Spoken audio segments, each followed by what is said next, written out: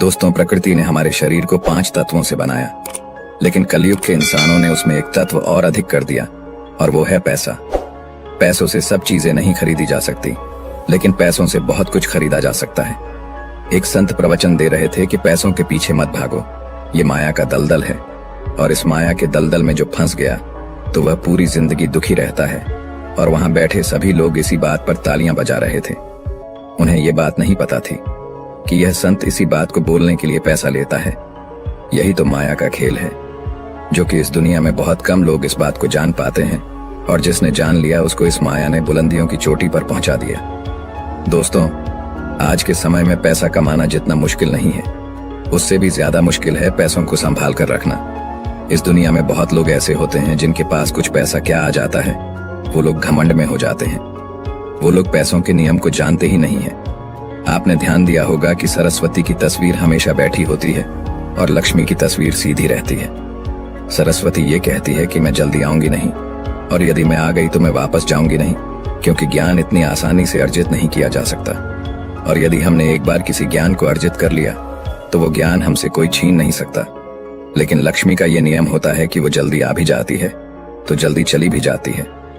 यदि किसी इंसान को सही तरीके से रखना नहीं आया तो बहुत जल्दी उस घर से निकल जाती है।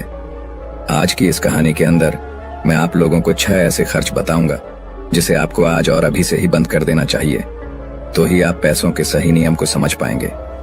आप कितना कमाते हैं ये जरूरी नहीं है, आप जितना भी कमाते हैं इसमें से आप अपना खर्चा इन 6 जगहों पर कम कर दो। धीरे धीरे आपके घर में धन रुकना शुरू हो जाएगा। आपको खुद को लगेगा कि सच में हमारे घर में पैसा रुकना शुरू हो गया है।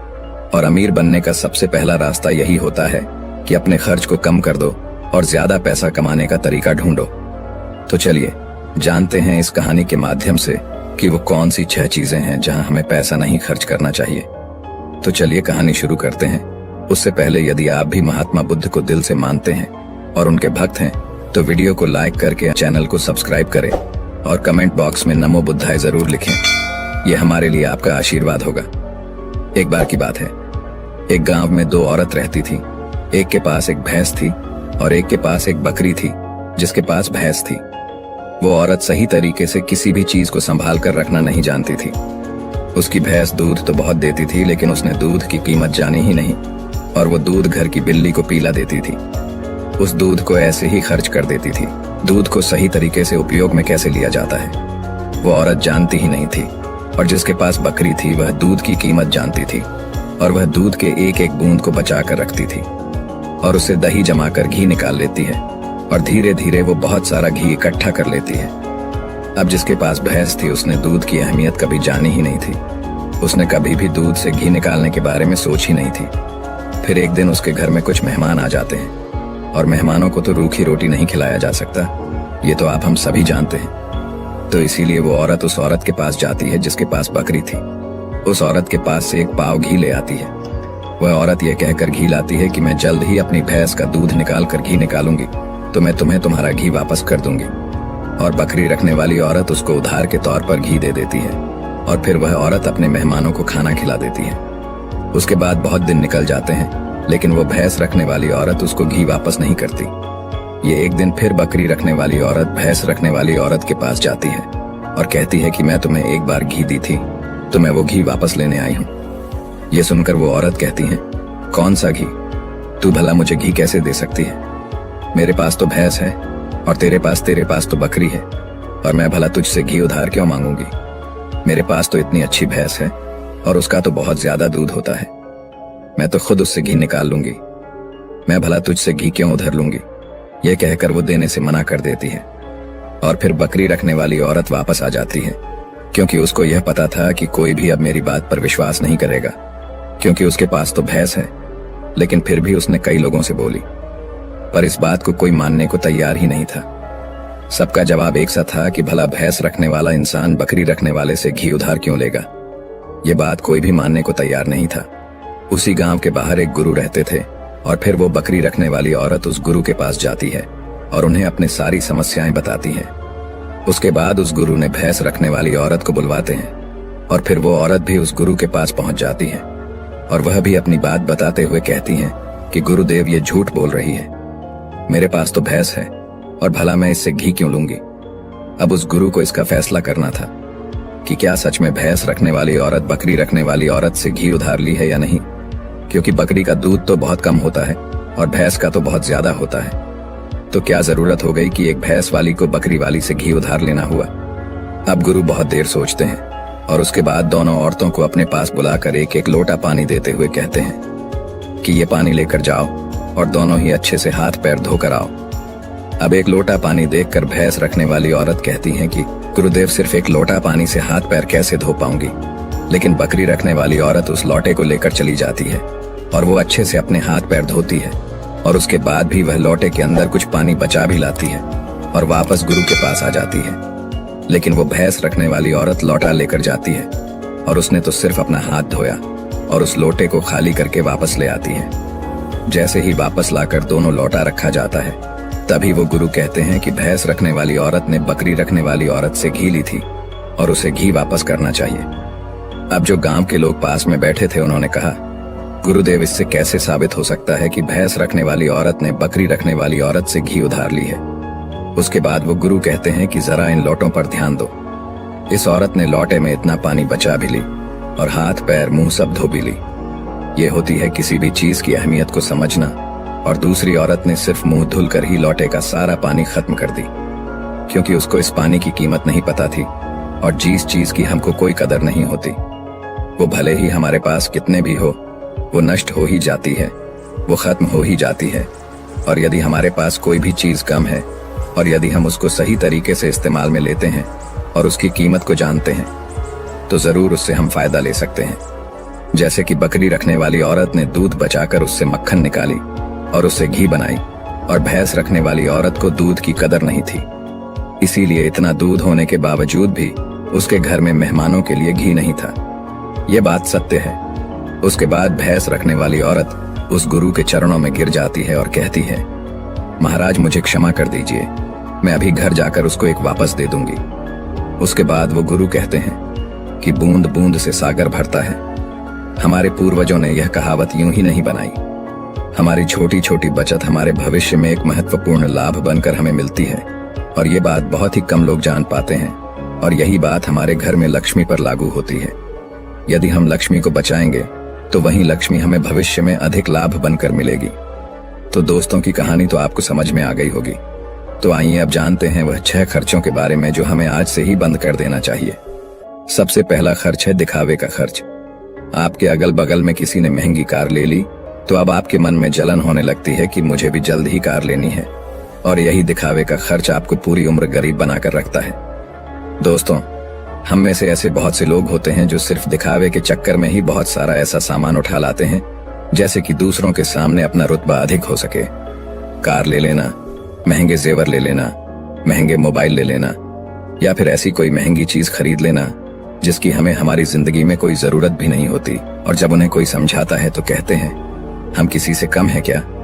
वो लोग ये नहीं समझते हैं कि इससे हमारा सिर्फ नुकसान होता है, ना कि कुछ फायदा। यदि आपको सच में अमीरी के रास्ते पर चलना है तो ये सारे खर्चे सबसे पहले आपको बंद करना होगा और वही पैसा कहीं इन्वेस्ट करना सीखना होगा। मैं ये नहीं कहता कि आप अपने शौक पूरे ना करें। मेरे कहने का मतलब ये है, जिस चीज की आपको जरूरत है बस आप वही लो, किसी को देखकर कोई सामान बिल्कुल ना ले। दूसरी बात है कंपनियों की स्कीम से दूर रहना। अपने सामान की बिक्री अधिक करने के लिए अलग अलग ब्रांड की जो कंपनियां होती हैं वह लुभाने की एक स्कीम लाती है, लेकिन यह उनकी मार्केटिंग करने की रणनीति होती है जो हम लोग समझ नहीं पाते, और बहुत सारे लोग अलग अलग स्कीम के चक्कर में आकर वो चीज भी खरीद लेते हैं जिसकी उन्हें जरूरत भी नहीं होती। यदि हम मार्केट में जाते हैं और हमें पता चलता है कि 50% डिस्काउंट के अंदर वॉच मिल रही है, बल्कि हमारे घर में तो 2-4 वॉच रखी हुई है, लेकिन फिर भी हम उस वॉच को खरीद लेते हैं। हम लोग यह नहीं समझते कि यह सब मार्केटिंग करने की रणनीति होती है। इससे हमें फायदा नहीं होता बल्कि कंपनी को ही फायदा होता है। इसीलिए ऐसे शौक कभी न पालें, क्योंकि यही गरीब होने का सबसे महत्वपूर्ण कारण भी होता है। क्योंकि जिस चीज की हमें जरूरत भी नहीं है और उसी चीज में हम लक्ष्मी को खर्च कर देते हैं, तो उससे हमारे घर की लक्ष्मी नाराज हो जाती है और फिर धीरे धीरे हमारे घर से निकलने लगती है। तीसरा खर्च है कर्ज। आज के समय में ज्यादातर लोग कर्ज लेकर महंगी महंगी चीजें खरीद लेते हैं, जैसे कि कार, बंगला, मोबाइल, और फिर उसका पैसा भरते रहते हैं। जैसे कि आजकल हम लोग क्रेडिट कार्ड का इस्तेमाल करते हैं। क्रेडिट कार्ड हमें पैसे खर्च करने के लिए कहता है। जो पैसा हमारे पास है या फिर जो पैसा हमारे पास आने वाले हैं और उस पैसे को हम खर्च कर देते हैं, तो जरा सोचिए कि हम अमीर कैसे बन पाएंगे। जो पैसा हमारे पास आया ही नहीं, उस पैसे को भी हम खर्च कर देते हैं और हम अमीर बनने के बारे में सोचते हैं, अमीर बनने की वीडियो देखते हैं, लेकिन उन बातों का पालन नहीं करते। और बहुत लोग तो ऐसे भी होते हैं जो लोन लेकर जमीन खरीद लेते हैं और ये सोचते हैं कि जब हमें इसमें फायदा होगा तो हम लोन वापस कर देंगे। लेकिन वो लोग ये नहीं समझते कि जितना हमें इसमें फायदा होगा उससे ज्यादा हमें लोन का ब्याज भरना होगा। तो दोस्तों, ऐसा काम कभी ना करें। कर्ज लेकर कोई भी चीज ना खरीदे। चौथी और सबसे अच्छी बात यह है कि आप अपने पैसों को कैश में रखकर ही खर्च करें। कभी भी मोबाइल फोन के किसी भी ऐप का उपयोग करके पैसा खर्च ना करें। आपको शायद पता नहीं होगा कि आप कोई भी सामान खरीदते हो और फिर फोन से पेमेंट करते हो तो आपको आपके पैसा खर्च होने का ज्यादा तकलीफ नहीं होता, क्योंकि वो पैसा आपके जेब से नहीं जा रहा। लेकिन वहीं पर यदि आप अपने जेब से पैसा निकालकर खर्च करते हैं तो आपको महसूस तो होगा कि यार पैसा खर्च हो रहा है। अगर आपको यकीन ना हो तो आप ऐसा करके देख लेना, मार्केट जाना और फिर किसी भी सामान का पैसा अपने फोन से पे करना, जिससे आपको ज्यादा महसूस नहीं होगा कि आपका पैसा खर्च हो रहा है। लेकिन जिस दिन आप अपने जेब से पैसा निकाल कर दोगे तो उस दिन आपको जरूर लगेगा कि यार पैसा जेब से जा रहा है, मेरा पैसा खर्च हो रहा है, ज्यादा पैसा खर्च हो रहा है। पांचवी बात आपको ध्यान रखनी है, अपनी भावनाओं पर काबू रखना है। अगर आपको कोई चीज पसंद आ रही है और आप उसे खरीदना चाहते हैं तो सबसे पहले यह देख लें कि वाकई क्या इस चीज की आपको जरूरत है, क्योंकि बहुत से लोग कोई चीज पसंद आने पर उसे तुरंत खरीद लेते हैं। कई बार तो ऐसा भी होता है कि कोई स्कीम वाले आते हैं जो हमें लुभाने वाली चीजें लेकर आते हैं और हमें वो चीज पसंद आ जाती है और हम उसे तुरंत खरीद लेते हैं।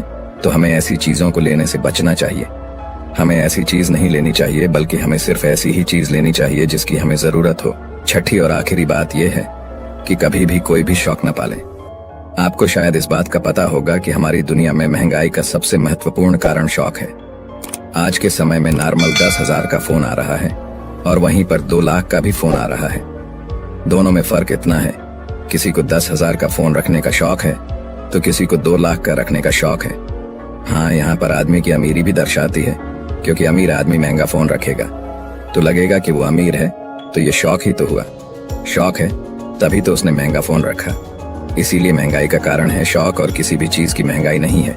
और इसीलिए लोग समय समय पर शौक वाली चीजें बनाते रहते हैं। अच्छी अच्छी चीज बनाकर हमें लुभाने के लिए लेकर आते रहते हैं ताकि हमें वो चीज पसंद आ जाए और हम उसे तुरंत खरीद लें, क्योंकि उन्हें पता है कि ना लोगों का शौक खत्म होगा और ना ही उनका मार्केटिंग बंद होगा।